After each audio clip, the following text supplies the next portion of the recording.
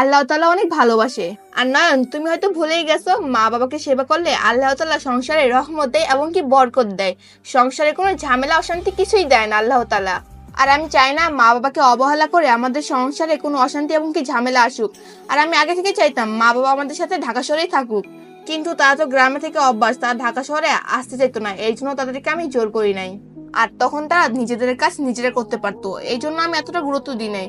যেহেতু তারা এখন অসুস্থ হয়ে গেছে, তারা নিজেদের কাজ নিজেরা করতে পারতেছে না, তুমি এক কাজ করো, আব্বু আমাকে ঢাকা শহরে নিয়ে আসো আমাদের সাথে, আমি তাদের দেখাশোনা করবো, কোনো সমস্যা নাই।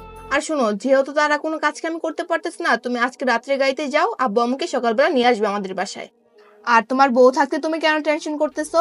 তোমার সাথে তোমাকে সারা জীবন থাকতে হবে, তাই না? সুখে দুঃখে দুজনকে একসাথে থাকতে হবে, এত টেনশন করো না, তুমি মা বাবাকে নিয়ে আসো।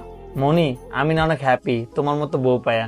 হয়েছে, তোমাকে আর নাটক করতে হবে না, তুমি এখন যাও, গ্রামের জন্য রওনা হও, সকাল সকাল আবার তোমাকে আসতে হবে, অফিস কিন্তু খোলা আছে। আচ্ছা ঠিক আছে। স্বামী স্ত্রীর ভিতর মিল থাকলে সেই সম্পর্ক কখনো ভাঙে না। এই ভিডিওটা দেখে আপনি কি শিখছেন অবশ্যই সবাই কমেন্টসে জানাবেন। আমাদের এই ভিডিওটা আপনাদের কাছে ভালো লেগে থাকলে অবশ্যই লাইক শেয়ার কমেন্টস করবেন। আর বাবা মাকে কেউ কখনো কষ্ট দেবেন না। ধন্যবাদ সবাইকে ভিডিও দেখার জন্য।